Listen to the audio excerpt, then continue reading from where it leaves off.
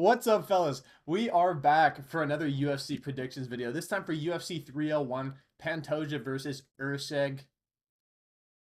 Let's get right down into it, fellas. Kicking us off at flyweight, Alessandro Costa versus Kevin Borjas. This fight I think is interesting. Um, I, uh, I've kind of been 50-50 on this fight because I think Alessandro Costa is a good fighter, but I think I'm gonna go with the underdog here in Kevin Borjas. I think this fight mostly is going to take place on the feet, and Alessandro Costa has good straight punches, and technically, I think he's very good. Uh, but I think if one of these guys lands, I think Kevin Borjas is gonna hurt Alessandro Costa more than Alessandro Costa is gonna hurt Kevin Borjas. Kevin Borjas is coming off a decision loss to Joshua Van, in which he hurt Van very bad, if I remember correctly. And he went to a pretty competitive decision with Joshua Van. Got a round off of him. Alessandro Costa, he's a guy who has. I mean, his only win is Jimmy Flick in the UFC.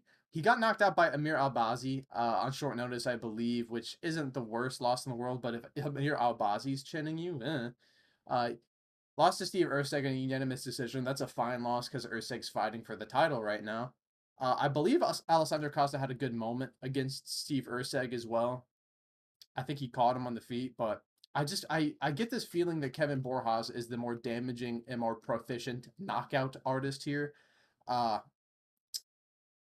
I believe 8 of Kevin Borjas's 9 wins are by knockout.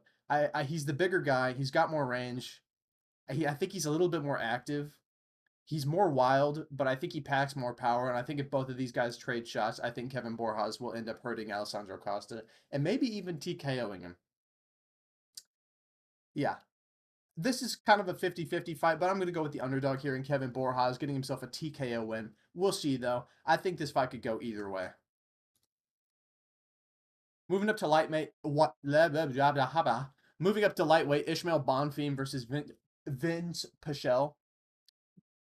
This is a rather unfortunate returning fight for the 41-year-old Vince Pichel, uh, who I think generally, if this was like 3 years ago or something, or at least he was active, I would give him a lot better odds than plus 400. Because Vince Pichel is actually not that bad. He's got good wins on his record. It's just, man, his last fight was like, I think pretty early into 2022, and it was a loss against Marco Madsen, and Marco Madsen fucking sucks. So it's been 2 years off. He's older than dirt. I think Ishmael Bonfim's just gonna run him straight up against the cage and chin him. I really do. Almost Terrence McKinney-esque. Get him up against the cage, get him biting on fans, and just land a big shot. Vince Pichel is genuinely not that bad, but I think Ishmael Bonfim's gonna sleep him in like rounds 1 or 2. I think. I just think he's more dangerous everywhere. I think technically, I honestly don't know if technically on the feet they're that different, but like there's not that much of a level gap generally, because Ishmael Bonfim's a bit of a dent head who'll just let like Benoit Saint Denis body kick him 56 times in a row. Uh, but yeah, I just think the lethality is on the side of Ishmael Bonfim. He's much younger, much more dangerous. Moving up to women's flyweight, Dione Barbosa versus Ernesta Caracate. Fellas, this is a fight I have been very undecided on because I think both of these ladies are quite bad. Shocker. Um, Ernesta Caracate, very big for women's flyweight. Like you can look at the size of her, 5'9", 71 inches of reach is very big for a women's flyweight. Um, much bigger than Barbosa. Uh, Kara Kate's much more of like a rangy kickboxer. She likes to kickbox. Her grappling is zero. And Dione Barbosa is kind of the exact opposite. And when you dig into these girls' records, they're both fighting nobodies basically, except for Dione Barbosa here. Now you look at her record. All of these women are terrible. All of these wins are terrible. These losses are to people with actual wins and actual records. You know, Josie Nunez and this lady, Miss Bishop, is undefeated. Jenna Bishop. So I'm like, well, she loses to people with actual records, and she can beat people who are 0-0. But my eyes bulged straight out of my fucking head when I saw she has a unanimous decision over Karine Silva. What the fuck? What the fuck? I saw that. I was like, what are we talking about? So I'm just gonna go with Dion Barbosa. I have no fucking idea how she beat Karine Silva at any point in her career. All of her wins other than that are against ladies who are 0-0, but she has a decision win over Karine Silva. And Ernesta Caracate's wins are all against women who are fucking 0-0 as well, basically. Or 0-1 now. Uh, so, I don't know. Fucking flip a coin, actually. You know what? Honestly, I don't give betting advice. Fellas, this isn't betting advice. Um, but this line I feel like is wide. Like I feel like one person is just going to completely stifle the other here, because their styles are so inversed. Uh, I think this should be evens money line. But this isn't betting advice. But I feel like the only way you'd play this fight is like Caracate, honestly, or maybe like Barbosa, like I don't know, submission or decision. I guess I don't know. This is an ugly fight. Flip a coin, fucking do some voodoo magic. See if you can fucking figure out who's gonna win that one. Moving up to lightweight, Mauricio Rufy versus Jamie Malarkey. Guys, I think I think I'm done picking the Malarkster. I hate to say it. It saddens me to my very core, but I fear he's going to get chinned into oblivion by Mauricio Rufy. Rufy. I think Mauricio Rufy's going to put a Rufy on Jamie Malarkey and put him to bed. I do fear. Jamie Malarkey's looked like dog shit in his last couple of fights. His best win is over Francisco Prado, who I think it was on short notice. I don't actually remember exactly if that's the case. Prado I think is decent, but Jamie Malarkey was a bit tricky for like a short notice debut opponent. I just think I just think Rufy's gonna catch him because he's longer too, and I don't think that helps Jamie Malarkey. I think Jamie Malarkey's chin is hanging on by a fucking thread. He just got put out by Nasrat Hakparast, who I think is a better boxer than Mauricio Rufy. But as far as knockout power goes, I think Rufy has that in spades. Jamie Malarkey, I believe he's been flatlined TKO'd twice in his last two fights. Not two fights, but no, he got that robbery over John McDessie. Then he got flatlined by Niamov. Then he got KO'd by Hackpress. So 2 out of his last 3, he's getting brutally KO'd, man. I just don't like that. Maybe Jamie Malarkey can work in some grappling and go for a submission, but I feel like Rufy's going to be a little bit too big and too strong. I got to go with a Rufy KO, man. I hate to say it. Yeah, I feel like that's the only way this fight ends. Closing out the early prelims, Joaquin Silva versus Drakkar Klose. I'm going with Drakkar Klose here, guys. I think if you boil this down to like, you know, who has better punching power, Joaquin Silva clearly, but I think Drakkar Klose just operates at a higher level of mixed martial arts than Joaquin Silva just about everywhere. Uh, he's very technical and I don't know if he's like great at anything, but he's solid everywhere. He doesn't really have a deficit of skill anywhere. His grappling is solid. His striking is technical. He keeps himself safe generally, unless he's running in at Beneil Dariush like a fucking NPC. Um, and Joaquin Silva, I don't know. Yeah, I know he rocked Armin, but he was getting his fucking ass beat. I mean, he beat Clay Guida, but we're taking Clay Guida to a decision in 2023. Ronson, kind of a bomb. We're losing to Ricky Glenn. I don't know, man. I think Drakkar Klose is just much better. I think he's just going to be able to out technically kickbox Joaquin Silva. If Joaquin Silva goes for a takedown, I don't think he'll get it on Drakkar Klose. I think Drakkar Close could even get takedowns if he wanted to against Joaquim Silva. I think he's just better. I think I'm going to go with a Drakkar Close decision here. Obviously, it's MMA. There's variance. Joaquim Silva could just land a counter hook and fucking kill Drakkar Close in like 20 seconds. You never know. But I feel like Close is the side here, in my opinion. Moving up to featherweight, Gene Silva versus William Gomes. Ooh, this is a weird one. I want to pick Gene Silva because he is fun to watch. His style's fun. He's exciting. He comes in, throws big shots. He's good just about everywhere. He's a dog in there. But I think I'm going to go with the underdog with William Gomes here just because we're not at the apex. We have the big cage. And I just feel like William Gomes is going to be able to out technically kickbox Gene Silva. I think Gene Silva is going to have a very hard time tracking down William Gomes. Uh, he's such a rat in the way he fights. It's almost like when Israel Adesanya was going on that run of not actually fucking engaging with any of his opponents and just tap dancing and fucking poking them like once around. It's kind of like that. Gene Silva's gonna need to force something absolutely huge.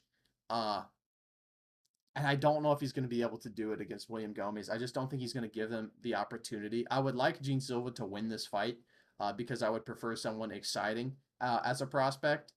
But I just think this might go to a kind of a boring decision where Gene Silva is not able to find William Gomes on the feet, and William Gomes is just going to poke at him because he's the bigger guy with a lot more range.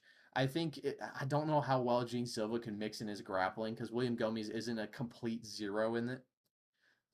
I just think Gomes is just gonna poke at range and get himself a decision win here over Gene Silva. Maybe 29-28. Maybe Gene Silva has a moment or two. Um, but then again, I do feel like if Gene Silva has a moment, he's gonna finish William Gomes. I don't know. I'm going with Gomes decision, but fellas, we are praying for a Gene Silva win here. Moving up to lightweight, Elvis Brenner versus fucking Mick Attack, My Attack, Oral By. Oof. The Crow Magnon and the dude with the fucking taped on hairline. Impressive fight we've got here at lightweight, fellas. Elvis Brenner is a absolute fucking dog. Um, I love watching this guy fight. All of his fights are exciting. Uh, and he's had some good performances as a big underdog. However, I do fear. I mean, like just looking at the ESPN live stats, brother. 11.41 takedown average. Yeah, man, Elvis Brenner ain't stopping this Cro-Magnon freak. Um, Oral by on short notice, um, humped the legs off of Uros Medic at I believe 170, which is very impressive. Because Uros Medic, he's coming off a nice, impressive first round knockout over Tim Means. And he's also gigantic. He's a good sized welterweight. So for Orobai to come in on short notice and fight him at I believe it was welterweight that matchup and just fucking ragdoll him the second he gets his arms locked, I think he's gonna do the same thing to Elvis Brenner. I don't think Elvis Brenner is going to be able to. He might be able to stop some takedowns. I don't think he's stopping all of them. I fear. I think Orobai is just gonna lay on top of him. I think Orobai has decent ground and pound too. He's got good submissions. Elvis Brenner's a dog, and you can never count him out. But I think the deeper this fight goes, I think the worse Brenner's going to get at stopping the takedowns. I think Elvis Brenner is like the first 7 minutes. He needs a knockout because I think if it goes late, Orobai is just going to start banking control time and damage because Elvis Brenner's not going to be able to stop the takedown, and I don't think he's going to be able to get back to his feet. If he does win, fuck yeah, I like Elvis Brenner, but I have a feeling he's not going to. That's why I'm going with uh I can't say his first name. Nigatak Orobai by decision. I think here, sadly, I hate to say it. Moving up to women's strawweight, Carolina Kovalevich versus Yasmin Lucindo. I'm going with Yasmin Lucindo here. I think she's pretty good. Both of these ladies have pretty decent wins. My thing is though, Carolina Kovalevich is fucking 40 years old. And she went to kind of a close-ish decision with Diana Belbita, who I think sucks. So I think as far as who's going to land the more damaging strikes, I think it would be Yasmin Lucindo. Um, I think I think she's a better grappler than Carolina Kowalkiewicz as well.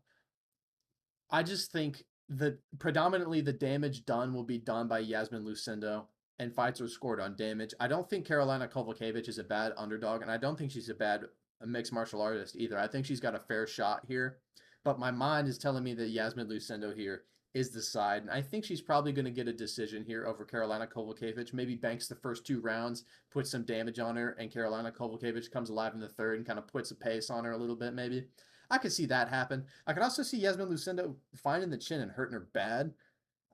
So yeah, I'm gonna go with Yasmin Lucindo. I think a decision here is in the cards, fellas.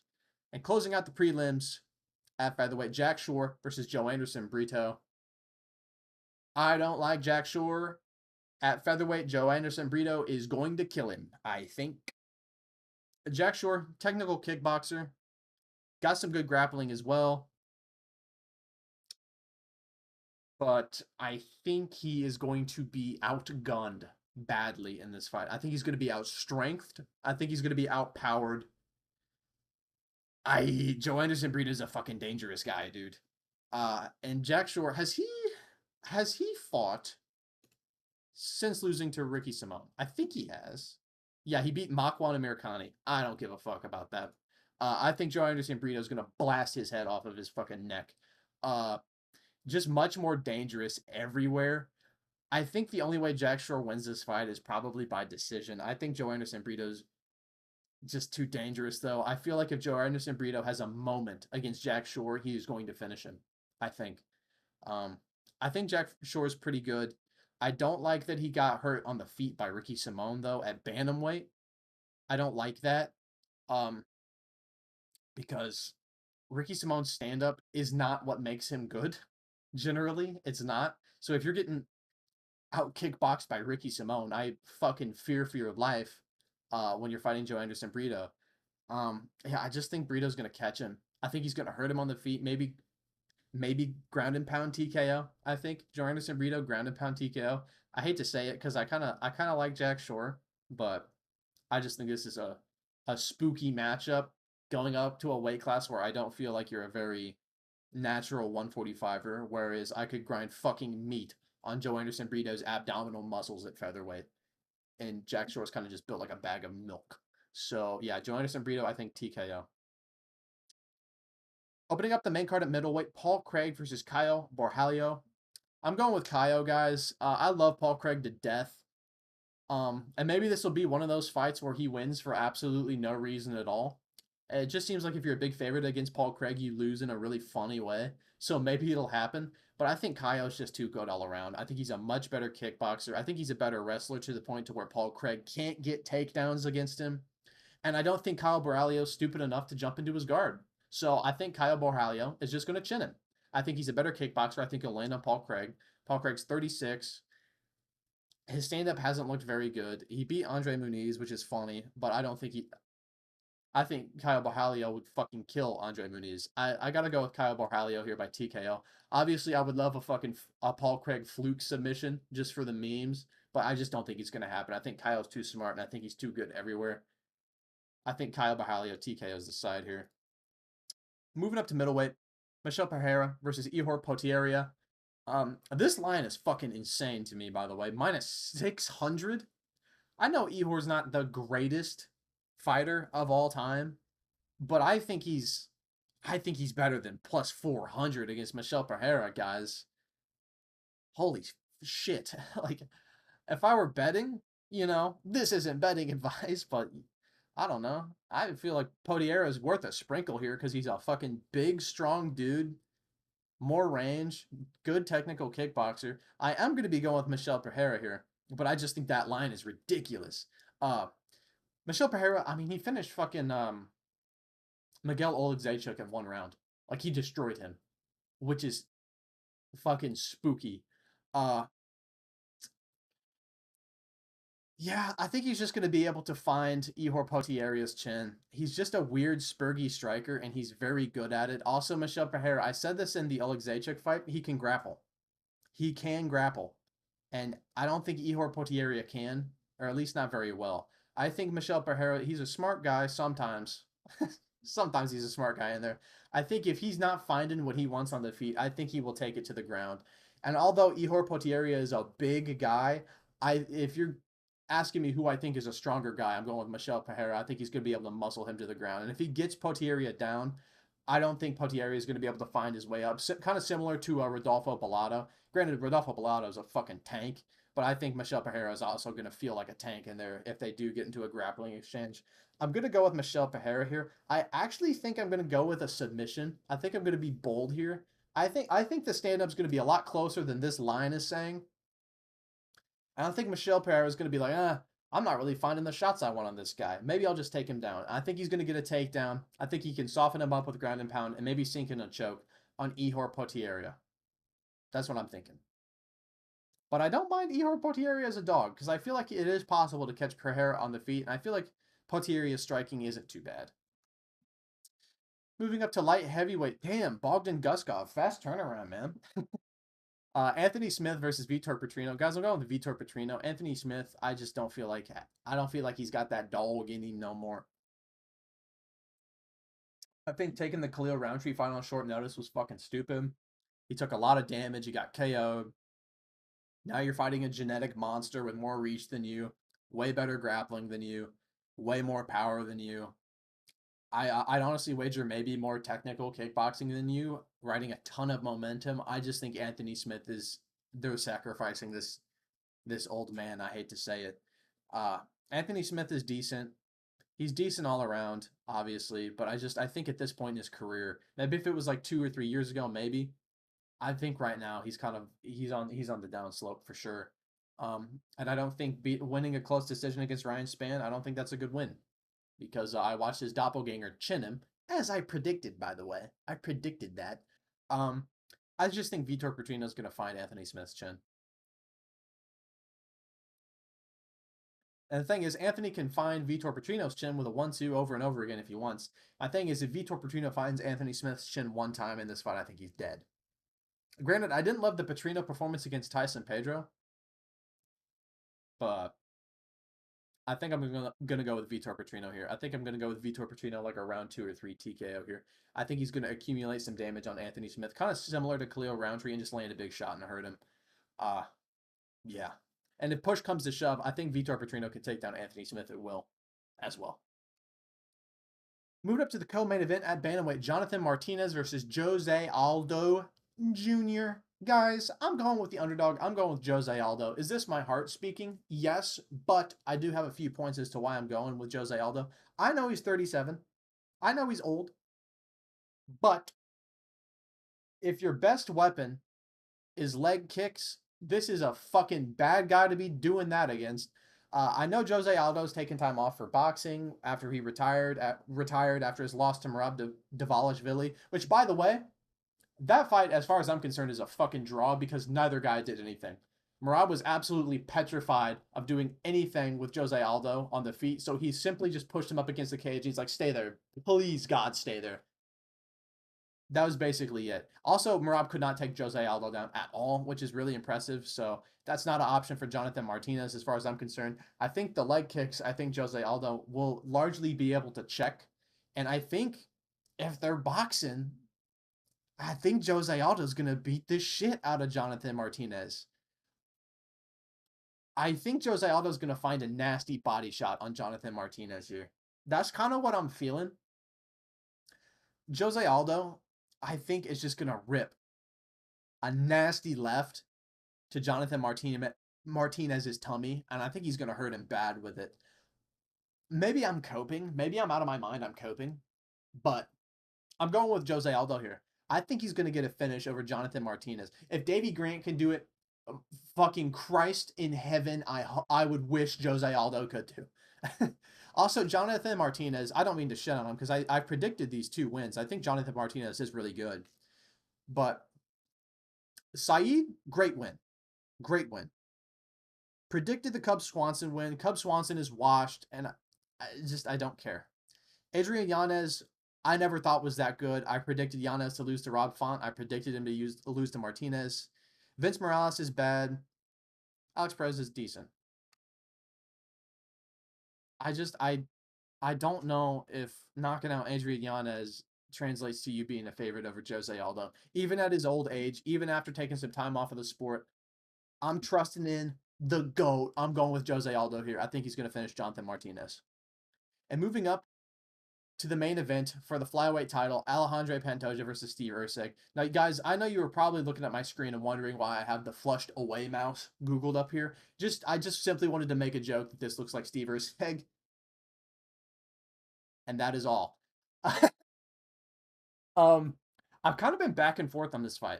I really have been. I'm not too sure about who's going to win this fight because when you break it down, I think Steve Erceg does have a fair shot. Steve Erceg can grapple, he can defend well, he floats well, he's got good subs, and he's very technical and patient when it comes to the kickboxing. Alejandro Pantoja, not super technical when it comes to the kickboxing, kind of just throws a whirlwind of shots at you, but he's kind of carried by the fact that he has insane durability. He's a very nasty jujitsu practitioner, and he's very strong. This is my problem with this fight. I think if you give Alejandro Pantoja a strength advantage, even if you are super technical and able to get back to your feet generally, I think he's a guy that if you give a strength advantage to, I think you're in fucking trouble in the grappling.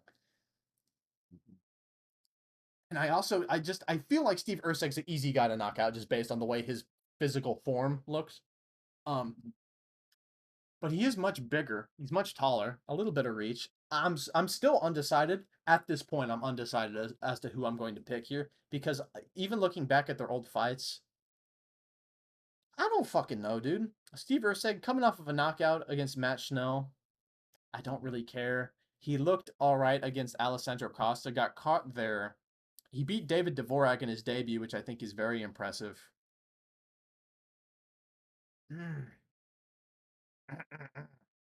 Pantoja's 34 too.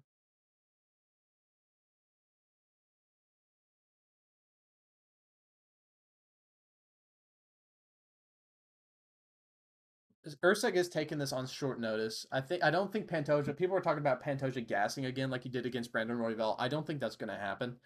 Uh, Especially not in front of his home crowd. I think he's going very hard in this training camp.